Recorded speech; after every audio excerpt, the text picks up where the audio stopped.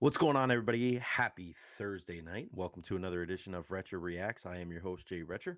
Hope everybody's doing well, whether you're here in the Tampa Bay area or abroad. I always thank you for tuning in and always want to hear from you. So leave your questions, comments, concerns right there, whether you're watching on YouTube, whether you're watching on Facebook or Twitter. We'll take all of those questions, comments, and concerns. Make sure you follow me on all social media platforms as well at JRex. You see it right here on the screen. Yeah, and like and subscribe to the YouTube channel. YouTube's probably the best way to be able to get your comment through so we can talk about all the big things in the sports world. If this is the first time you're joining us, we talk a little bit of everything. And yeah, tonight, and you'll see it scrolling at the bottom of the screen there. Yandy Diaz still not speaking to the media after his dust up with Jose Caballero last night. We'll also discuss the trade of Jahan Dotson from the Washington Commanders to the Philadelphia Eagles. It, Trades like this always kind of pique my interest. This not only this late in camp, but based on who the participants are in the trade. And I think a lot of people are just kind of like brushing it up under the rug, like, oh, it's just a change of scenery. But just think about who these teams are, right? Um, and trades in the past, right, between these two clubs. And then finally, Scott Servais getting fired by the Seattle Mariners. I was here, one of my first retro reacts here.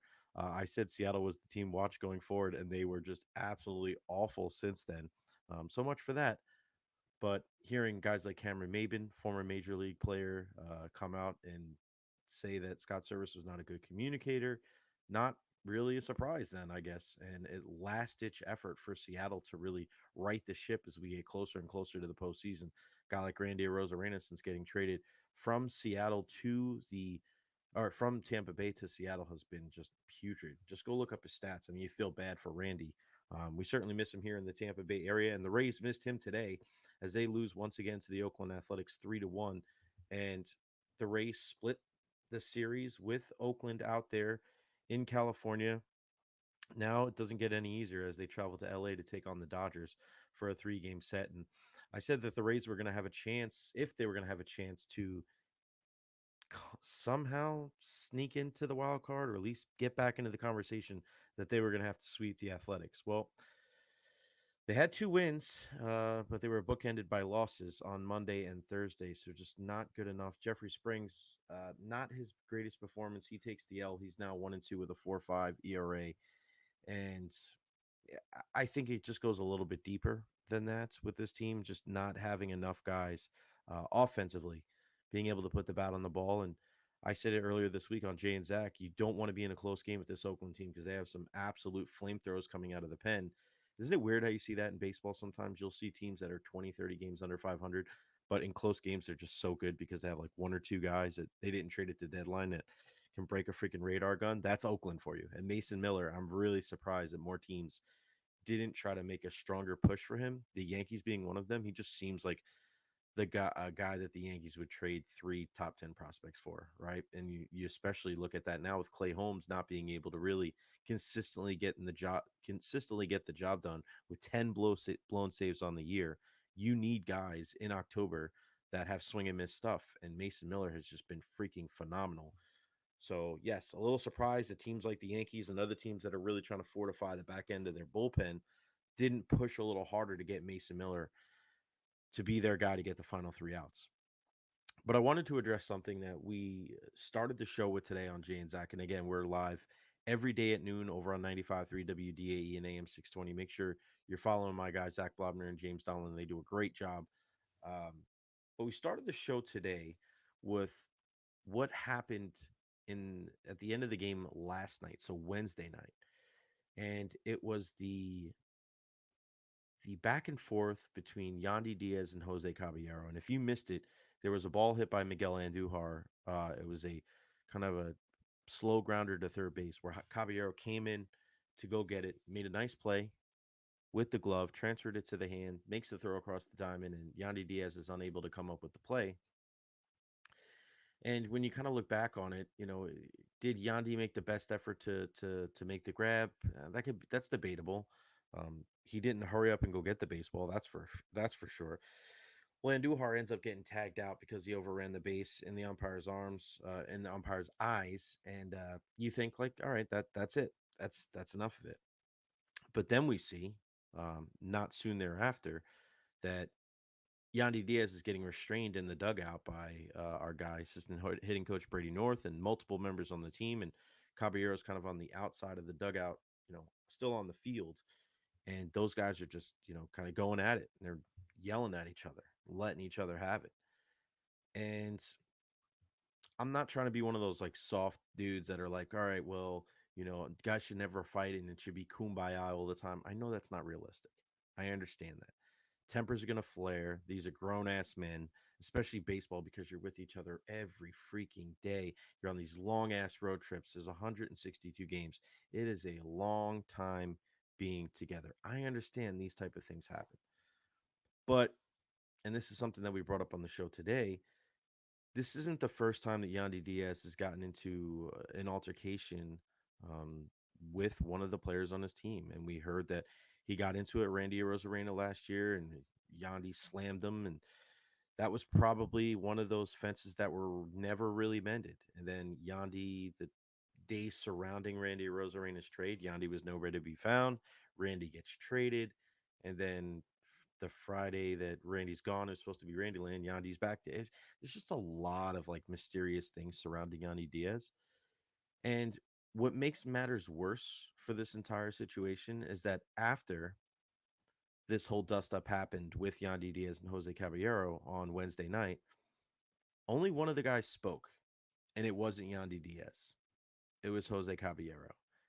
And I know there's people out there like, oh, it doesn't matter. Who cares? Like, all right, well, I care. And I think a lot of people do care. And don't be that guy or girl. Who cares? All right, well, if you care enough to say who cares, then go bother somebody else or go do something else. Because obviously it was something where it affected the team. And you as a fan, you want all the information. If you're a diehard race fan, you want to know everything about your team and you spend your hard earned money and you spend your time and you stay up late to watch them and you want to know what's going on with your club. I don't see anything wrong with that. But I really think it's weird that Jose Caballero was the one guy out of the two that spoke to the media after this confrontation. Now, Trisha Whitaker of Bally, she asked to speak to Yandy. He declined. And one thing that I said on the show today was like, all right, let's let's hold off on kind of going a little bit too far on the Yandy Diaz thing because he may have just said, hey, I'm emotional. Let cooler heads prevail. I'm going to go home. I don't want to talk about it right now. And tomorrow, when things are more calm, the dust is settled a little bit, I'll talk. But we find out that's not what happened. Again, Yandy Diaz was asked to comment or talk to the media, and he declined once again. Now, if you're going to tell me that the Rays are just going to, sweep this thing under the rug and neither guy is going to talk, hey, I may not be in love with that type of sentiment, but at least they're keeping it even with both guys. But you're telling me that a guy like Yandy Diaz, who's one of the longer tenured players on this team, a leader on this team, isn't going to face the music, but a guy that's been here less than a year is? How does that not smell funny to you? How does that not reek of awkwardness? It doesn't reek of awesomeness, that's for sure. I don't quite understand why Yandy Diaz can't just stand up there and be like, hey, we're grown ass men. These kinds of things happen, and we're just going to move on. We're trying to win games. So it's competitive here, just like Jose Caballero did. It's different when you're a leader, it's different when you're one of those guys that people look to in situations like this. You have to face the music.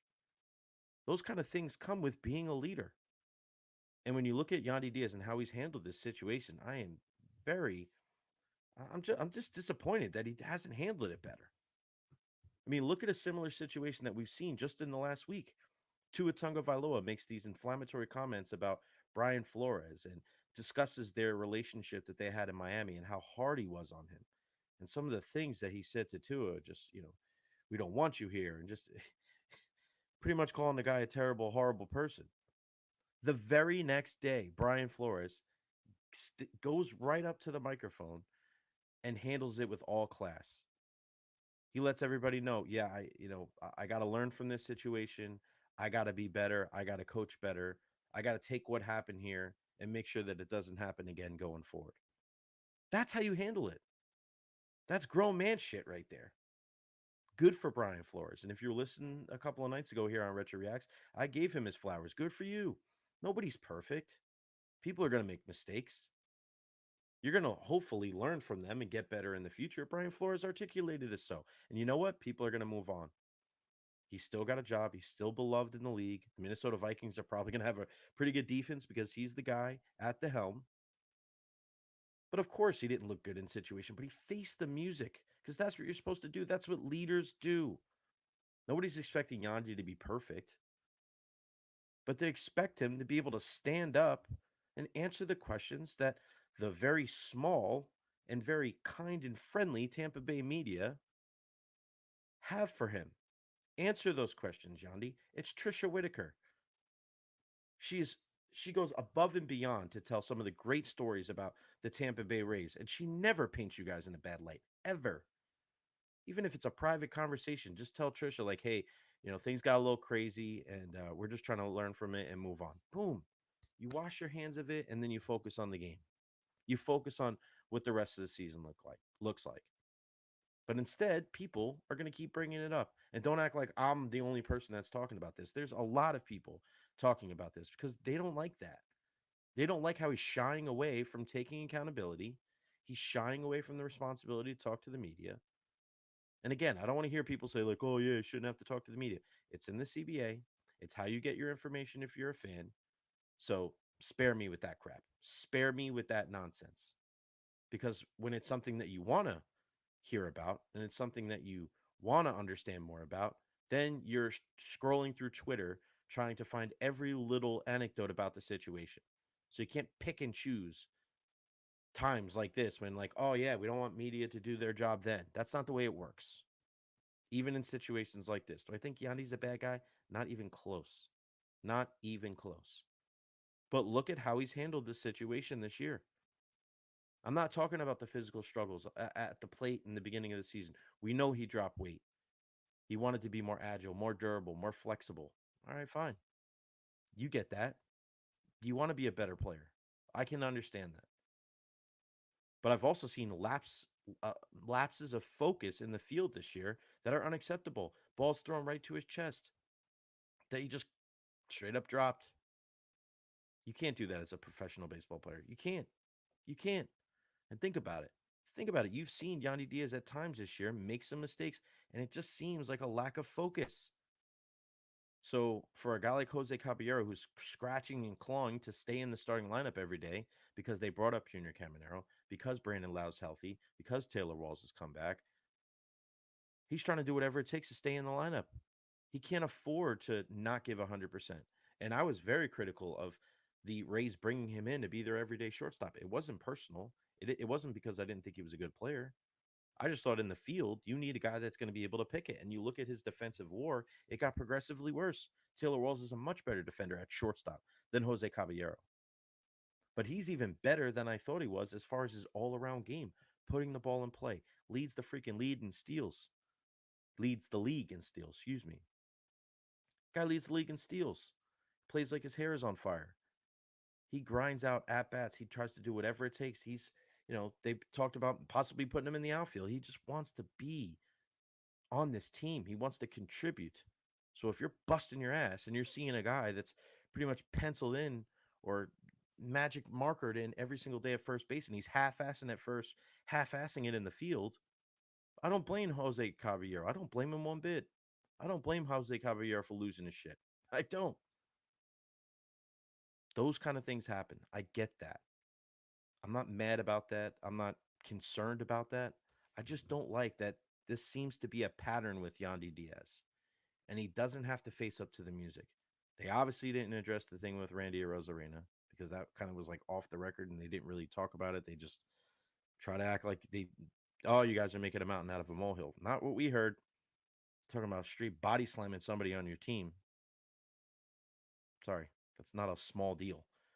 If it's an isolated incident, you chalk it up and then you move on. But then we see this. For all the talk about like Jose Siri and the things that he's not doing, and he got benched for not hustling, which he deserved, right? I mean, this is the guy that's running around cheering and dapping up his teammates and taking selfies with Trisha Whitaker's phone. He's not boxing with his teammates or having to be restrained from the guys on his club. There's still time for Yandy to say something, but I do believe that if you're a leader of a team, you have a responsibility to stand up in front of the media and put a bow on it, to finish it off. Just hey, this is just move on. Move on. But you can't move on until there's closure. And the only person that can give closure to the situation is Yandy Diaz. So I hope that on the way from Oakland to LA, he has a little, you know, chat with the man in the mirror and realizes that until he says something about this, they're going to ask him to comment on it every single day. Well, maybe not to comment on it, but they'll ask him to speak to the media. What is he just going to embargo the media the entire time and just not talk to him? Because the next time that he's standing by his locker, whether it's on the road or back at Tropicana Field, one of the questions that they're going to ask him, regardless of what his day was at the plate, is, hey, what happened with Jose Caballero? Is everything cool between you two guys? So you can run. You can run and from away from the you can run away from this entire situation, Yandy, but it ain't going nowhere until you step up to the plate, literally and figuratively, and end it. Hit the walk off, move on. All right, enough of the Rays talk. Let's talk some NFL action. And there was a trade earlier today that kind of took me by surprise because you just don't see it all the time. And it was the Washington Commanders trading wide receiver Jahan Dotson to the Philadelphia Eagles, one of their division rivals. The Commanders trade the first round pick just 2 years ago in 2022. Kid out of Penn State. We saw him. We saw him play. I believe he played in the ReliaQuest Bowl, if I'm not mistaken. Might have been the Outback Bowl, ReliaQuest Bowl. Huh. But it was Dotson and a fifth round pick next year to the Eagles in exchange for a third round pick and two seventh round picks next year. So you already know who the two headed monster is there in Philly with Devontae Smith and A.J. Brown. Both got long term contract extensions in the offseason, and they got Saquon Barkley from the Giants in the offseason too. And you got Dallas Goedert, Jalen Hurts. Like there's some good players on this offense. But this just it smells funny to me, this trade. I don't know why, but it's when I see division rivals trading first round picks, not even I mean, just over 2 years of having that guy. Something's weird about this situation. And it almost the two words that come to my mind is poison pill. This seems like a poison pill trade for me. This is something where Washington knows what's up with Jahan Dotson. They know, and it's not like they have a ton of wide receivers. They're not dealing from a position of depth here. And I know, they got a couple of younger guys. One of the names that you probably know pretty well is Luke McCaffrey. I wonder why you know him. Uh, and Zacchaeus and Crowder. They brought in Pringle and Martavis Bryant. So you know some of the vets, but you're looking at Jahan Dotson. A lot of people expected going into the season he was going to be the number two receiver on this team. You got Jaden Daniels, right? You have a brand new head coach in Dan Quinn. All right, it didn't work out the first 2 years with Jahan Dotson. Ron Rivera changes, shaking everything up. Maybe that'll do him well. But think about that. This new regime comes in there. They've been here for a couple of months and they've seen enough. They have seen enough from a receiver that was drafted in the first round and has been with this team for 2 years. And they're not willing to give him that third year, a first year with the new coaching staff to see if he can figure it out. Instead, they're punting until next year and in essence getting a third round pick from the Eagles, which I think is good value for Washington to be able to get a third round pick. But man, to think that they wouldn't even try with Jaden Daniels as the quarterback to try to get something out of a former first round pick, there's something off.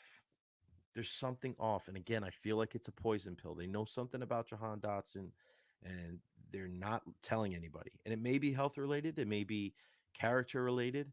I'm not wishing any ill will towards Jahan Dotson. I'm never going to say I want somebody to play well for the Philadelphia Eagles.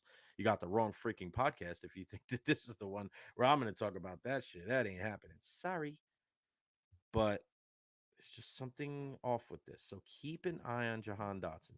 Listen, if he balls out for the Eagles this year, I mean, egg on the face of everybody over with the Washington Commanders. Because you have to think if he's going to see time with Philly in that offense, he's going to see single coverage and he's going to see probably the fourth or fifth best defender against him. Because are you going to double AJ Brown? Who's guarding Devontae Smith, who's lightning fast? Dallas Goddard's a threat over the middle, and then yeah, okay, you have to be aware for Saquon Barkley, who when he's healthy is a top 5 running back in the league. This Dotson situation, that's one of those I'm gonna like write on a post-it note and put on the wall. Check back, check back in 2 years. I need a Jahan Dotson time capsule that we're gonna dig up in 2026. Whatever happened to Jahan Dotson? Is he still in the league? Is he still contributing for the Philadelphia Eagles? That's a good question. All right, last thing tonight is we're gonna go to the baseball side and we're gonna talk about Scott Servais being fired by the Seattle Mariners. And again, I said this to open up the show. I was high on the Mariners after they beat the Mets because the Mets have had just some really good performances over the last couple of months. I think the Mets will make the playoffs. And the way that the Mariners beat the Mets after making all of those trade deadline acquisitions, bringing in Randy Rosarena and Justin Turner, just that veteran presence, getting Victor Robles off the heap there in Washington and having him patrol center field. I was like, wow, look at these guys. But it did not get any better. It got considerably worse. And they just got swept 3 games by the Los Angeles Dodgers. They're losers of 8 of 9. They had a 10-game lead in the AL West, June 18th, and they've gone 20 and 33 cents. Jerry Topoto, general manager of the Mariners, who is no stranger to wheeling and dealing, had to let go Scott Servais, who's a good buddy of his. 680 and 642 was his record as hired as manager before the 2016 season. So, man, a 21-year playoff drought that was snapped back in 2022. He was at the helm for that, but he's just not getting the most out of this team where there's a lot of good players there. And it's one thing where you're like, all right, you need to shake things up and you need to bring in a different voice. Maybe you promote a bench coach or a hitting coach or a pitching coach, but they're actually bringing in Dan Wilson. And if you remember Dan Wilson, he was the catcher on all those Mariners teams in the 90s that were really good. And you remember them, Ken Griffey Jr. and Jay Buhner and Edgar Martinez, and even, when Alex Rodriguez was there, guys like that. Like they had some really, really good bats and Dan Wilson was the catcher. I mean, 11 years there. He was there 94 to 2005. He's been a special assistant for player development, and now they're kind of bringing him in. This kind of reeks of the Jeff Saturday promotion from a couple of years ago when the Colts got rid of their coach and they brought in Jeff Saturday with really no coaching experience, and it didn't really go well. Um, they end up bringing in Shane Steichen, and it turned around for them last year, even with Gardner Minshew at the helm instead of Anthony Richardson. But this is a move for a team that is still like they're in the hunt. They're trying to make the playoffs. I mean, they've struggled big time, and I mean, it's kind of crazy to think that the Rays were trading off players. Seattle was acquiring players, and as we speak right now, the Rays are a game over 500, and Seattle is at 500, 64 and 64. They're 7.5 games out of a wild card, and you're talking about one of the team, a team with one of the best ERAs in all of baseball. Last time I checked, they were first. But you have good players, and it's just gone sideways. So I wonder if Dan Wilson is, do you put a guy in that situation with no coaching experience because you think that he can rescue this team out of the doldrums, 2-8 in their last 10, and try to make the postseason? Or do you have him in there because you really trust his judgment when it comes to leadership, when it's trust, can these guys develop? Can they get better? Um, I don't know. I think it makes a lot of sense though, because you got to change something. You look at how many games they're 64 and 64, 128 games already gone this season, 34 games left. Can they make a final push? It's going to be tough because we already know that the Yankees and the Orioles, they have that first playoff spot wrapped up. And then the Twins and the Royals, they're really not slowing down. The Twins and the Royals with the same exact record. They're 71 and 56. They're 15 games over 500. Boston's kind of hanging around 3.5 back. The Rays are hanging around 7 back. But it just seems like unless one of those teams that are 7.5 games back, like the Rays and the Mariners, unless they go on some historic run where they win 16 out of 18, um, they're probably going to be on the outside looking in come the postseason time. So Dan Wilson to being in Seattle, I really think it's almost a temperature check. Again, very similar to what Jeff Saturday did with the Indianapolis Colts, where, all right, tell me about this guy. Tell me about that guy. Is he going to be a fit? Is that guy going to be part of the future, or do we have to move on from him in the offseason? Because there's pieces there. You got Julio Rodriguez, one of the bright young stars in all of baseball. He has some really, really good pitchers. Gilbert, Kirby, Castillo. Like, you got to build around those guys. Great arms in the pen. Like they're not far off. If they have the right guy at the helm, you would think like they're going to take another step forward, but they got to get the right guy. And you wonder if it's a brash decision. Maybe some people might, but it seems like Jerry Dipoto. And again, there's a close relationship between Jerry Dipoto and Scott Servais, and he just felt like this is a move that had to be done right now. And I saw Cameron Maben, former big leaguer, earlier today talk about the lack of communication skills for Scott Servais. And it's kind of ironic that something like that would come out the day somebody gets fired because it usually doesn't come out of nowhere. He went into detail saying that some managers say, "Oh, my door is always open," and then it is, but sometimes there's guys and it's not. So insinuating that Scott Servais tries to be buddy buddy and tries to kind of let players know, like, "Hey, I'm a player's coach," but then when things go wrong or they have questions, then the door is probably closed and it's not as open as you thought. Life comes at you fast. And for Scott Servais, who was probably thinking, "Hey, I'm 10 games ahead in the AL West. This is a down year for the Astros, down year for the Rangers. Let's see what we can get in this postseason run. Let's see if we can get, Randy Arozarena and Justin Turner on board and really kick this thing up a notch because I think it's wide open in the American League. I don't trust the Orioles. I don't trust the Yankees. I mean, probably the Astros again, right? I mean, they seem to have kind of figured things out. Cleveland has probably been the most consistent team this year in the American League. Stephen Vogt, manager of the year, without a doubt. With, I don't think you can argue that one bit. But Seattle, if you were in there, especially with that starting pitching in a short series, that kind of pitching plays in the postseason. So changes happening in Seattle. Just think about the two directions: Seattle and Tampa Bay. One team acquiring talent, the other team trading talent. And it looks like, as of now, neither team is going to make the postseason.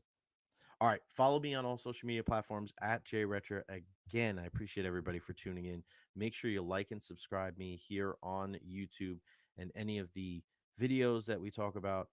Um, like and share, man. We try to promote this word and try to promote everything I'm talking about on the program here. We're going to continue to do this every single night with a couple of off nights here and there. Have softballs on Wednesdays, so sometimes I'll skip it like last night because I got home so late. Bucks in action tomorrow night, the preseason finale against the Miami Dolphins. Not sure if I'll do one when I get home or not. Probably. I'll be all suited and booted, so I'll come right home and do a nice Recher reacts after my Recher's rapid reaction right after the game. Yeah, and make sure you're following us at 95.3 WDAE. Pat and Aaron starts at 6 a.m. tomorrow. And then, of course, Jay and Zach from noon to 3. And then Tom Krasnicki in the drive at 3 p.m. That's going to wrap it up for me. Everybody go get some sleep. Appreciate you for tuning in. We'll see you next time right here on Retro Reacts. Peach out. Peach out? No, not peach out. Peace out. There you go. Easy for me to say.